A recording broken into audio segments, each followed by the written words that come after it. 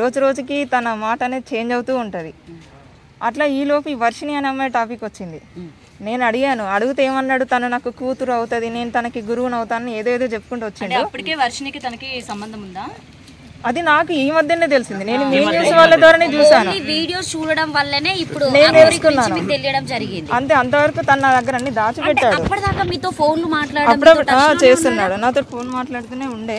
కానీ ఇప్పుడు గత ఒక 20 days అంటే మార్చి ఎండింగ్ లో ఏంటంటే ఆ అమ్మాయిని నేను పెళ్లి చేసుకుంటాను, ఇంకెప్పుడు నువ్వు మళ్ళీ నా లైఫ్ లోకి రాకని చెప్పేసి అంటే మీరు కూడా ఒక అమ్మాయి బ్లాక్ లో పెట్టేశాడు. మన వైష్ణవిని పెళ్లి చేసుకున్నట్టు మీకు కూడా ఏమైనా పెళ్లి చేసుకోవడం జరిగిందా? ఏమైనా ఉన్నాయా? చేసుకున్నాడు అనే చెప్తున్నాను. అంటే ఎలా నమ్మారు? అంటే పెళ్లి అంటే తను కూడా ఒక ట్రాన్స్జెండర్.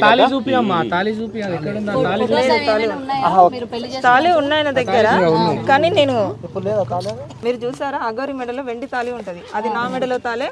నా దగ్గరికి వచ్చి తీసుకుని వెళ్ళిపోయాడు. మార్చి 10th రోజున నా దగ్గరికి వచ్చి నా తాళి నాకు ఇచ్చేసి అని చెప్పేసి తీసుకున్నాడు.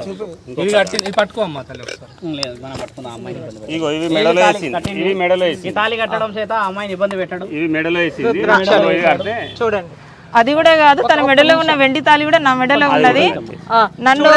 నన్ను ఏంటి వచ్చి నా తాళి నాకు ఇచ్చేసానని చేసి తీసుకెళ్లిపోయాడు. అప్పటికి ఆ అమ్మాయికి ఈ అగోరికి పెళ్ళైందనే విషయం నాకు అప్పుడే తర్వాత తెలిసింది. నాకు ఆ తర్వాత నేను గట్టిగానే అడిగితే ఇప్పుడు నా నంబర్ బ్లాక్ లో పెట్టిన రెస్పాండ్ అవ్వట్లేదు. ఇప్పుడు సరే, మీరు భక్తి పారవసంలో ఉన్నారు, మీరిద్దరు కలిసి సమాజానికి నేను ఎప్పుడు మీడియా ముందుకు నేను రావాలి అని అనుకోలేదు. ఎందుకు ఒప్పుకున్నారు అసలు? పెళ్లి చేసుకోవాల్సిన పెళ్లి అంటే నా దృష్టిలో ఏంటంటే ఇప్పుడు ఆ అమ్మాయి మేమేదో లవర్స్ అని చెప్పేసి మేము సహజీవనం చేస్తామని అలాంటి ఉద్దేశము నాకు లేదు. నాకేంటంటే నాకు ఇప్పుడు కాదు, తన కలవక ముందే ఆశయం ఉండే, ఒక ఆశ్రమం పెట్టాలి, గోమాతలని కానీ ఏదైనా వృద్ధులని కానీ ఇలా చూసుకోవాలని నేను, మా మామయ్య, మా అన్నయ్య మేము ఒక కమిటీగా అనుకున్నాము. సో ఈయన కూడా సేమ్ నాకు అనుకూలంగా మాట్లాడేసరికి సరే అలా ఒక భక్తురాలుగా ఉండిపోవాలి తప్ప ఇది ఇంతవరకు ఆగిపోవాలని నేను అలాగే ఉన్నాను. మాది పరిచయము అంటే ఈ అమ్మాయి కొంచెం సెక్యూర్ గా ఉంటుంది, వాళ్ళ మామగారు సో నేను ఆ ఊర్లో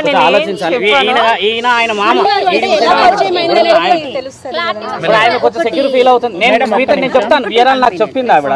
ఇప్పుడు మనం చేయాల్సిన పని కూడా అదే. ఇప్పుడు మనందరం ఇలా ఎగబడి క్లారిటీ వచ్చింది కదా, ఫస్ట్ భార్య ధర్మ ప్రయత్నం కోరుకుంటున్నారు. ఏం లేదు, తనకి శిక్ష పడాలి. ఇంకో అమ్మాయి నాలాగా ఇప్పుడు ఆ వర్షిణి అమ్మాయి కూడా ఏంటంటే తను చిన్నపిల్ల. సో తను ఏంటంటే తను లవ్ చూపిస్తాడు. ఎలా అంటే ఇక అది ఒక మీ నిజమైన ఆయన అంటాడు కదా, అంగం అని, అంగం ఉన్నోళ్ళు కూడా చూపెట్టలేనంత ప్రేమ చూపిస్తాడు.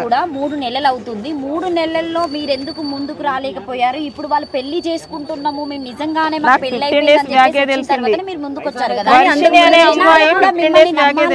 మీరు వాళ్ళకి అంటే ఇది నిజం, ఇది జరిగిందని చెప్పేసి మీరు ఓపెన్ అయితేనే మిమ్మల్ని జనాలు రిసీవ్ చేసుకోగలుగుతారు.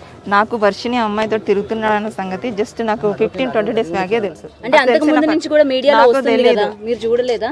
నాకు ఆ అమ్మాయితోటి నేను అంతకుముందు నేను ఇది పట్టించుకోలేదు. జస్ట్ 20 days బ్యాక్ ఈ వర్షిణి అమ్మాయి బయటకు రావడము, తర్వాత ఆమెను పట్టుకొని తిరగడము, అదంతా నేను అడిగాను. పెళ్లి అనేది ఈ మధ్యన రిలీజ్ చేసిండ్రు కదా, అందుకే నేను ముందుకు వచ్చాను.